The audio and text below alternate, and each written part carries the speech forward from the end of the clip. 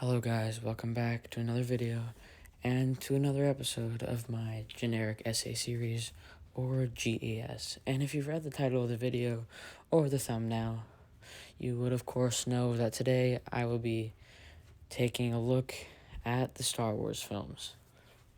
But first, I would like to talk about Star Wars for a second. Well, this entire video is talking about Star Wars, but I mean what Star Wars means to me. Star Wars was something I got into from a young age. Watching it over and over again. I was introduced to it when I was about 5 years old. Things like Marvel and Star Wars have always meant a lot to me and always entertained me. I would replay all the movies, Star Wars movies, all the time. Always understanding it more on a deeper level. Every time I watched as I grew older, I was able to comprehend things more. Then I started becoming a bigger fan, watching things other than movies, learning that Star Wars was this big thing. Then they started making new Star Wars things. As I was watching other shows, and they're making new shows. As I learned there was a big lore behind it, and was watching videos trying to learn about the lore, I started watching the movies. And I became a true fan. Star Wars, especially in its recent years, has had its ups and downs. But it has never not been a great franchise. It has never not had great moments, and it is never not impressive. Star Wars, out of all fantasy movie universes, has endured the most. And I don't think a few bad movies and a few mediocre shows will slow it down. Because if anything, the new stuff has showed that there is more ground to be covered with Star Wars. And as of now, I'm waiting for the next great Star Wars thing, dreaming of my own Star Wars things, and reminiscing of the good old days. Kicking us off is Star Wars Episode 1, The Phantom Menace. This is a film that I've had to think about a lot. I see plenty of its flaws, as the film and me both grow older, but I also see through those flaws and am able to see past the laughable CGI by today's standards into some of the story that was actually good. This movie does try to tackle bigger ideas such as politics in the Star Wars world that are meant to logically set up what will come to happen in the next few movies and what will set up the Clone Wars or the rest of Star Wars as we know it, along with future twists in films like Attack of the Clones and Revenge of the Sith. Is it able to make the landing when tackling these ideas of politics? Not really, but is it able to properly set up what will take place throughout the rest of the trilogy, as first films of trilogies are mainly meant to do? I would say yes. Otherwise, the story in this film works, but can feel awkward and overcomplicated at times. Its writing is a little awkward. Of course, the CGI isn't the greatest, but revolutionary for the time. And its characters, though we get to spend time with them, we really don't feel like we know them or understand them on a deeper level. But that's not what I think the film was trying to accomplish. But again, it's kind of what the film needed to accomplish. If all of these elements, and more including emotional depth and thematic resonance, were improved, the film would be better. But it stands well how it is and gave us one of the best lightsaber duels and most heartfelt moments of any Star Wars movie. Also, yeah, the child acting. I give this film a 6.9 out of 10. Star Wars Episode 2, The Attack of the Clones, is a difficult movie for me to talk about. On one hand, on rewatch, the film has gotten worse for me and feels the most dated in every way out of all of the prequels, and I have found nearly every major criticism of this movie and the prequels evident to some extent in this film. But many like to forget how revolutionary this film was for being filmed fully on digital for the first time, and its special effects were great for the time, and it was just Star Wars, which should be applauded. But as a Star Wars fan, I want to look at it as fondly as I remember it as a child, since I love this film, especially its epic final battle. Though the film, on its own, in most of its aspects, including its characters, story, and themes, don't work too well on its own. Oh yeah, of course, the writing. In hindsight, and as setup for what is to come, it works phenomenally. Even though some things in this film feel clunky and could have been done better, for what it is good. And many people like to overlook how masterfully its subplot is crafted throughout this film, how it ties together all of its elements, creating intrigue and mystery throughout subplot with Obi-Wan Kenobi, and creating a compelling story with Anakin and Padme that leaves you on the edge of your seat in regards to Anakin's morality and Padme's safety. And with, of course, that great final battle. Overall, I'm going to give this film a 7.6 out of 10. I believe Star Wars Episode 3, Revenge of the Sith, to be great. I believe this film is a perfect example of setup and payoff, and even as it is the end of the trilogy, still adds to the overall world building of Star Wars. The film also has epic moments, some of the greatest lightsaber duels in Star Wars history. Actually, the greatest lightsaber battle in Star Wars history. You know the one. And Order 66 was a great twist. Again, this is all coming from a movie lover and a fan of Star Wars. But as a fan of Star Wars, every one of these movies is at least 10 times better or worse when you know the lore. For most people, I can see why they don't love this movie or the prequels as much. But again, it must be appreciated for what it is, which is Star Wars, and Star Wars has a vast lore. If I were to pick out a flaw, it would be how this film on its own doesn't stand as well as a part of the entire Star Wars saga and having a massive amount of lore behind it. To sum it up, this film has a great execution of plot, characters, and themes. I give this film a 9.6 out of 10. Solo Star Wars Story is a film that I never cared much for. Though it didn't really need to exist, it is perfectly decent and enjoyable when I appreciate it for what it is. The film does have cool moments, and on its own takes its characters on a journey and develops them well enough, but really doesn't do anything too memorable and really isn't that great. A perfectly fine film, perfectly watchable one, but not a great one. And there's not much more I can say there. I give this film a 6.5 out of 10. Rogue One is great. I have always liked this movie, but now, being able to understand movies on a different level, I see this movie as really great. Its direction is superb.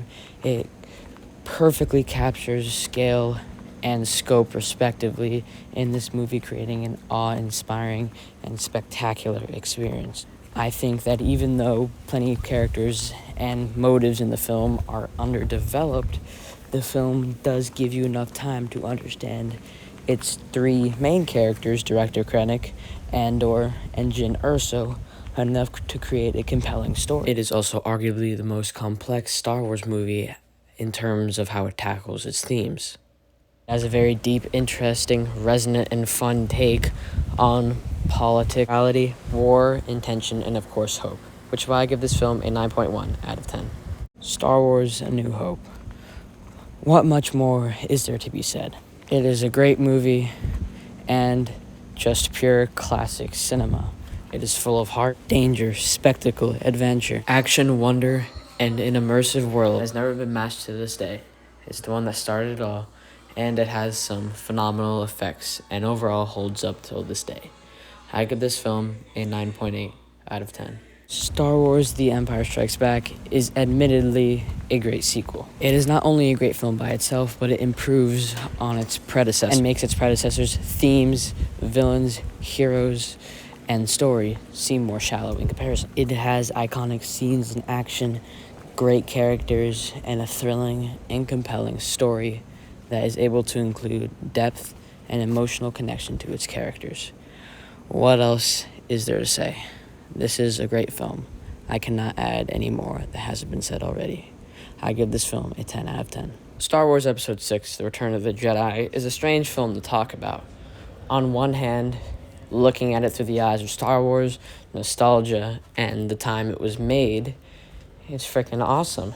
It's a great conclusion to the story, and nothing like it has ever been replicated. But on the other hand, some parts don't hold up, and when you think about it, many parts of this film feel underwhelming and don't make sense. But either way you want to think about it, it is, no matter what, one of the best endings to a trilogy ever made. It's the least controversial, or at least the least controversial it could possibly be. Sure, it might have Ewoks, it might not be this grand, epic, universe-destroying thing, but it does wrap up the plotline and story of Darth Vader, Luke Skywalker, and company very nicely.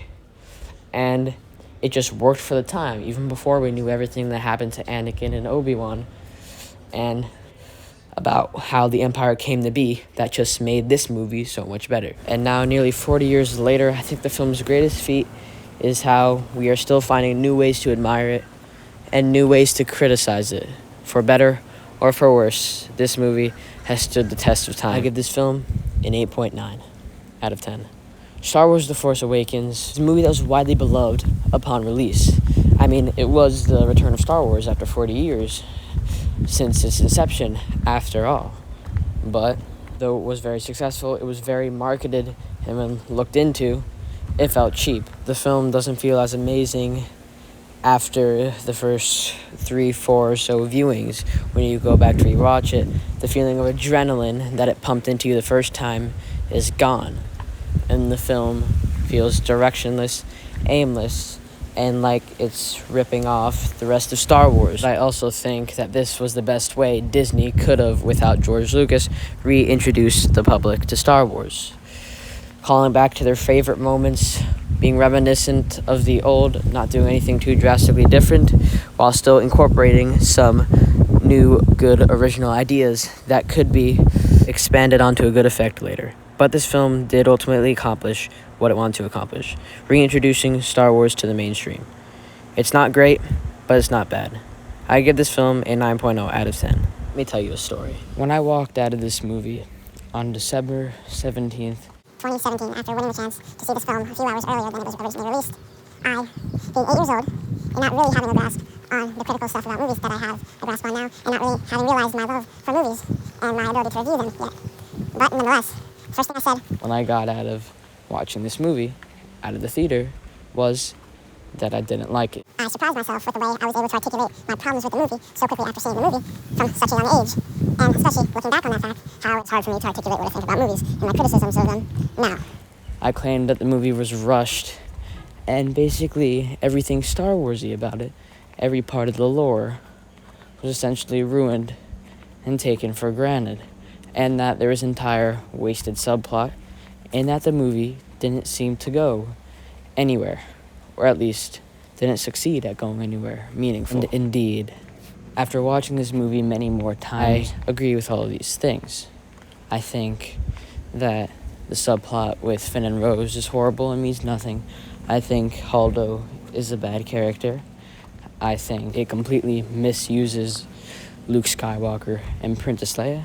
I think it completely misunderstands what Star Wars means to people and how the Force works and how most of the lore is. I think that, yes, it is very rushed, and I think the film can be very awkward and clunky at times. And, oh yes, most of all, it regresses this trilogy's new characters, mainly Poe, Kylo Ren, and Rey. But I must admit that this film does have some cool, flashy action sequences and moments that I do enjoy. But overall, the film does not work at all for me. But back to the regression of characters. I don't think I need to further discuss the regression of characters such as, of course, Luke Skywalker, Princess Leia, and Finn, and the complete waste of a character that was Snoke. Poe goes through no character arc in this film, leaving him wasted for the entire trilogy. Kylo Ren, actually it was okay, but could have been done better, and didn't make the smartest decisions. Rey, like Luke Skywalker and Kylo Ren, regresses because she is treated as an ideal and not a character by Rian Johnson, an ideal to help carry out his theme. This movie and its themes and commentaries works fine on their own, but not as a Star Wars movie, and definitely not in this trilogy, especially not in the middle. This film ruined Star Wars. I give this film a 7.9 out of 10. When I first walked out of Star Wars: The Rise of Skywalker, I thought I really liked it. I was like, that was awesome. Because why wouldn't I want to see the Emperor come back to life and do all this stuff and see Rey summon the power of the Jedi, Kylo Ren die as a hero, and Rey get a new lightsaber and take the name Skywalker. But I soon realized it was all empty fan service and actually a horribly structured movie.